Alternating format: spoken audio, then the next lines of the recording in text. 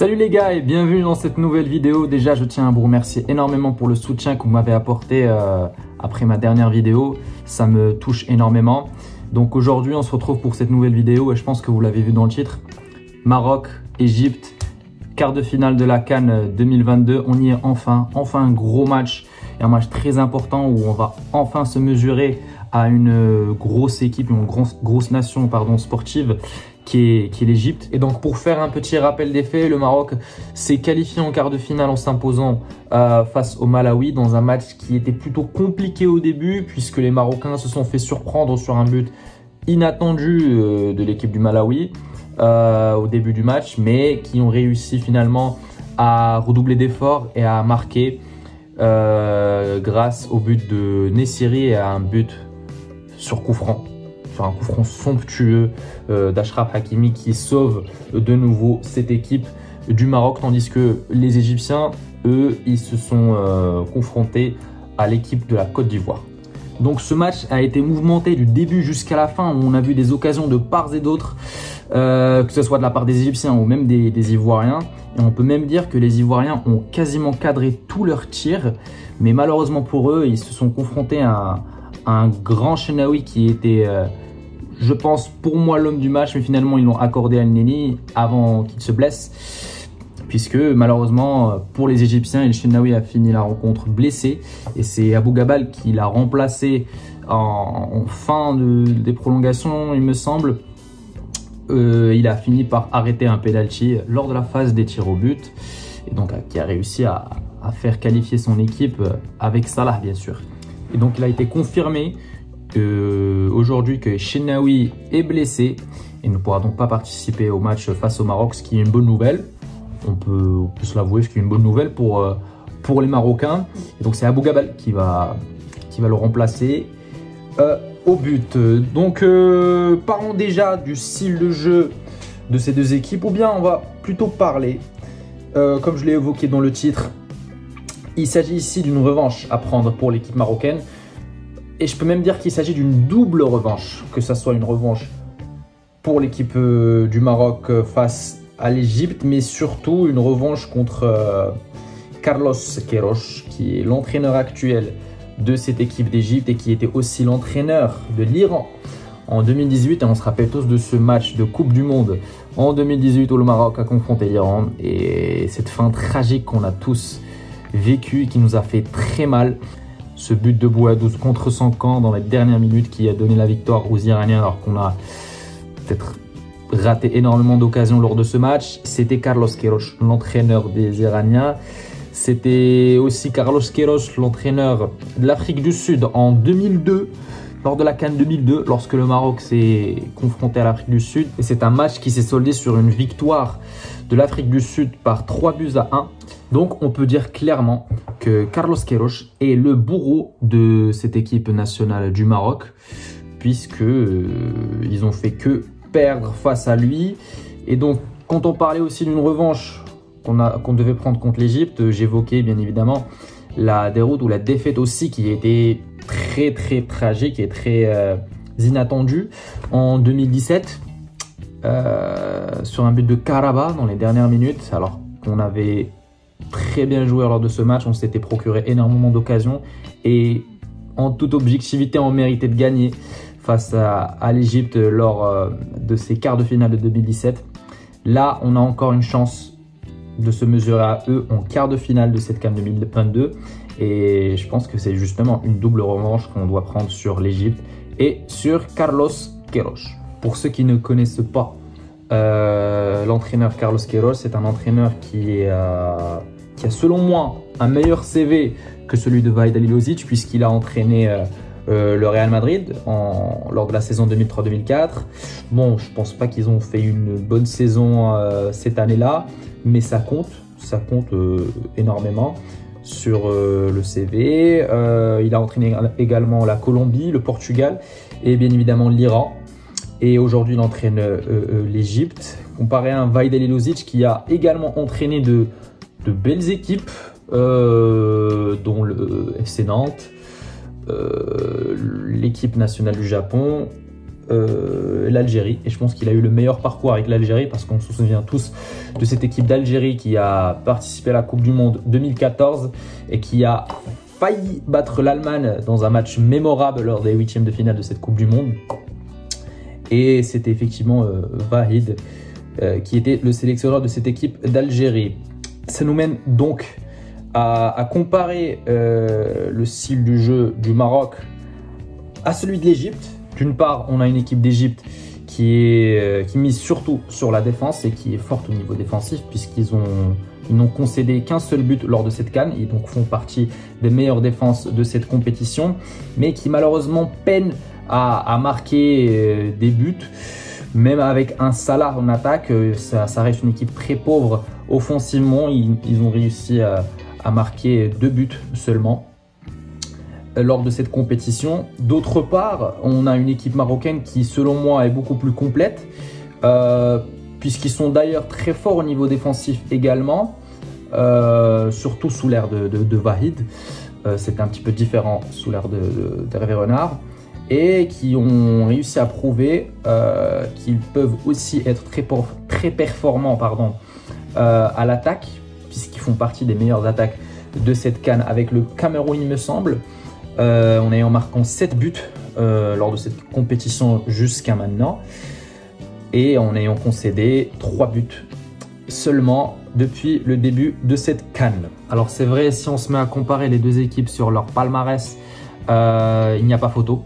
Les Égyptiens, eux, ils ont remporté 7 titres de Coupe d'Afrique, 7 CAN, ils ont remporté 7 CAN, alors que le Maroc, ils n'ont seulement une seule à leur actif. Ce qui fait que les Égyptiens, eux, ils ont cet avantage-là d'expérience peut-être. Mais c'est vrai que l'Égypte d'aujourd'hui ne ressemble pas du tout à cette machine de guerre qu'il y avait entre 2006 et 2010, où ils ont réussi à remporter 3 Coupes d'Afrique des Nations d'affilée, et c'était sous l'ère de Hassan Shahata. Il faut quand même se l'avouer, cette équipe-là était injouable. On peut dire que c'était le Real Madrid de l'Afrique, et c'était une équipe qui était surtout orientée vers l'attaque et qui dévorait toutes les équipes face auxquelles ils jouaient.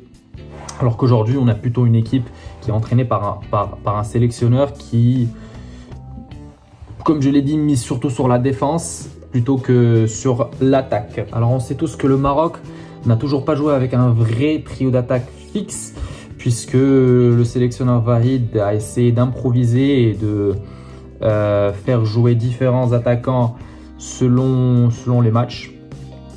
Et j'espère que cette fois-ci, après la récupération de Ryan Mahe, qui a d'ailleurs eu l'occasion de jouer une trentaine de minutes face au Malawi, et je pense qu'il a réussi à donner plus que d'autres joueurs lors de 3 matchs.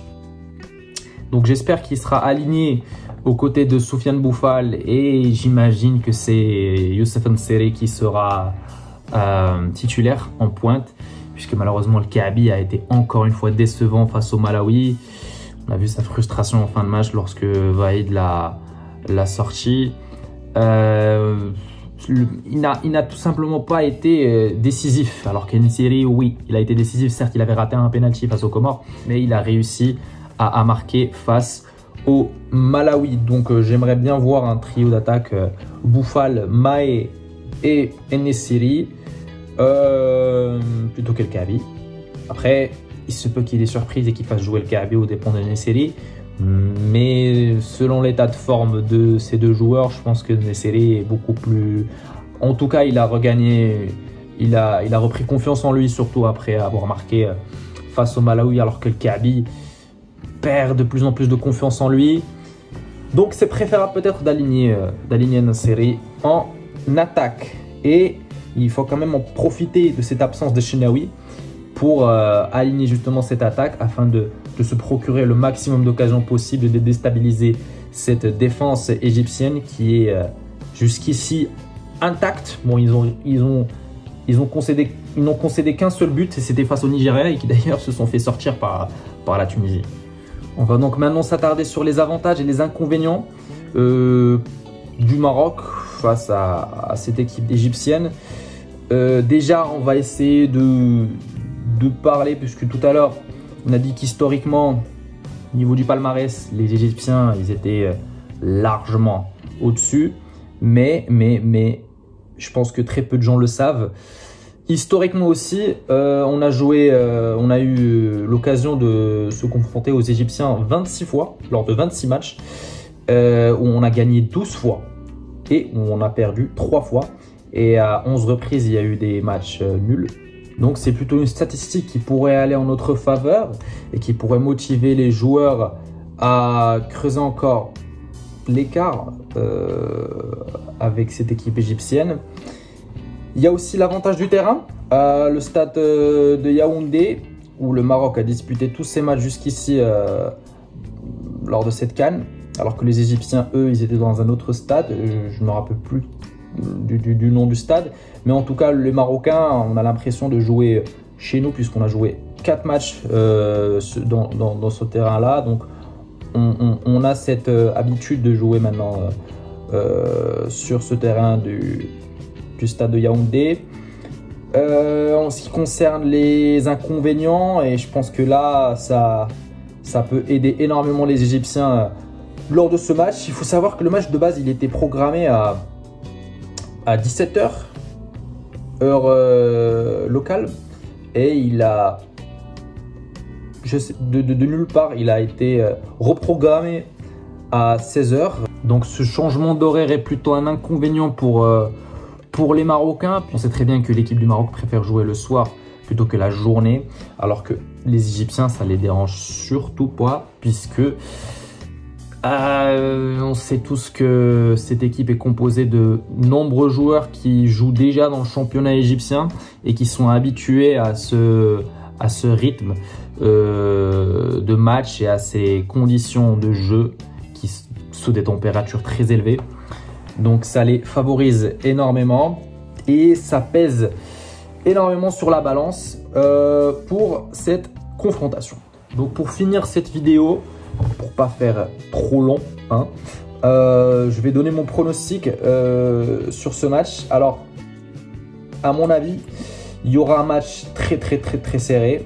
Il se peut qu'on ait le même scénario du match face à la Côte d'Ivoire, où les deux équipes vont certainement se procurer énormément d'occasions.